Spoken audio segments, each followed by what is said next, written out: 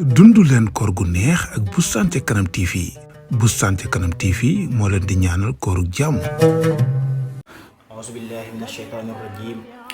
bismillahi rahmani rahim. alhamdulillahi rabbil alamin. wassalaatu wassalaamu ala asrafil anbiyaai wal mursalin sayyidina wa mawlana muhammadin al-makin wa ala alihi wa sahbihi dawi ridwani wat tamkin. rabbi israh li sadri wa yassir li amri wahlul uqdatan min lisani yafqahu qawli waj'al lisani rasidan wa mursida wa fikrati nawwir wa qalbi arshida saddid lisani nawwir janani saffi amani wa zid bara'i. assalaamu aleykum wa rahmatullahi taala wa barakatuhu.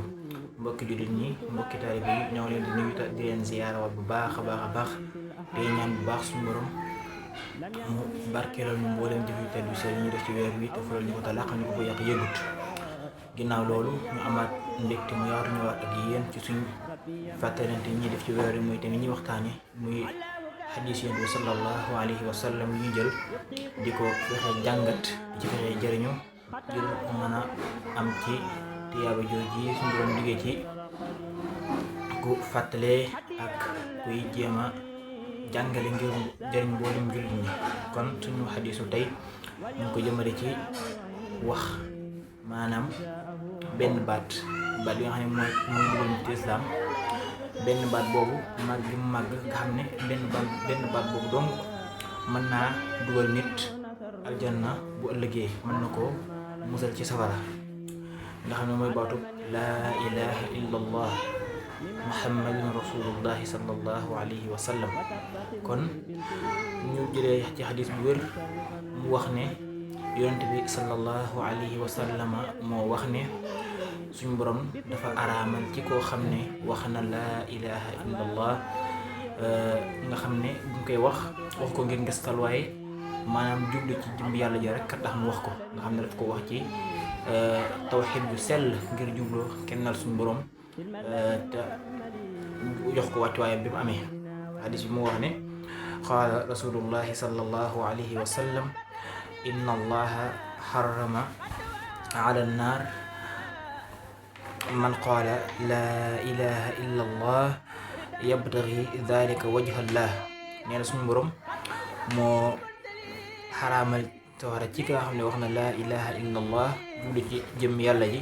loolu rek di dëppoo benn xadis boo xam ne ñu ngi ko jëlee ci Seydina Abu Hurayra radiyallahu anhu nga xam ne ginnaaw boobu nekkee ci wetu Yonent bi sallallahu alayhi wa sallam daan fa taataan xam-xam ku ne xam na ne bokk na ci saxaaba yi gën a màgg yi gën a bari lu ñu nettali ci ay xadis. ñu koy boole ci al-muksiruna fil xadis mooy ñu gën a bari lu ñu nettali ci ay xadis nga xam ne jamono bi nekk Yonent bi sallallahu alayhi wa sallam daa musalaat Yonent bi sallallahu alayhi wa sallam ne ko bu yowmal xiyaamee ana ñan la ñuy njëkkaram mu ngir dugaleen aljanna. nga ko Yonent bi sallallahu alayhi wa sallam daal di kontaan lool daal di muuñ ne ko man de xamoon naa ne yaa may njëkk laaj bii ndax ma la gisee ak xeer bi nga am ci xam-xam xamoon naa ne di ma laaj bii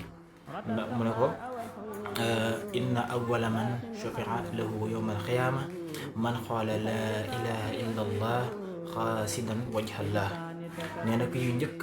ñi nga xam ne ñu ngi njëkk a ram bu ëllëgee yawmal xiyaam mooy ñi nga xam ne dañuy wax laa ilaha illa allah wala bi jublu ci yàlla rek tax ñu wax ko. kon loolu rek war naa tax nit ñi gën a rafet na di njort te boo xoolee loolu rek taxoon na suñu mag bi waxoon nit ñëpp ñuy moytu di féewale jullit ñi ak di féewaloo ndax moo wax ne wala tuaadu man raaytum faahu yuxriju laa ilaha illa allah moo wax ne ba leen noonu mukk képp ku ngeen gis rek làmmiñ ñu mu juddu laa ilaha illa allah. kon loolu war naa tax ñu gën a farluwaat gën a moytuwaat te gën a góorgóorluwaat rawatina sax ñi nga xam ne ñoo ngi tuddee suñu mbokki Baay Faal yi nga xam ne nit ñi dinaa woor nañoo wóor ñoog leen defoo léegi loolu waru laa concerné li la war a concerné rek mooy yow sa jëmmi bopp te rafet njort ndax suñu borom la nekk fa moom yaatu na woo xam ne kenn mënut a peeg lépp. kon yow da nga war a yittewoo sa bopp ak fi nga toll te góorgóorlu te rafet njort ci mboolem koo man di gis muy wax laa ilaha illa allah nga rafet njort ci moom ku nekk si bi waxee woon ne bu leen noonu kenn ku ngeen gis lam du laa ilaha illa allah. kon ci loolu ñu ngi ñaan suñu borom may ñu ak dégg ak topp ak jëriñu.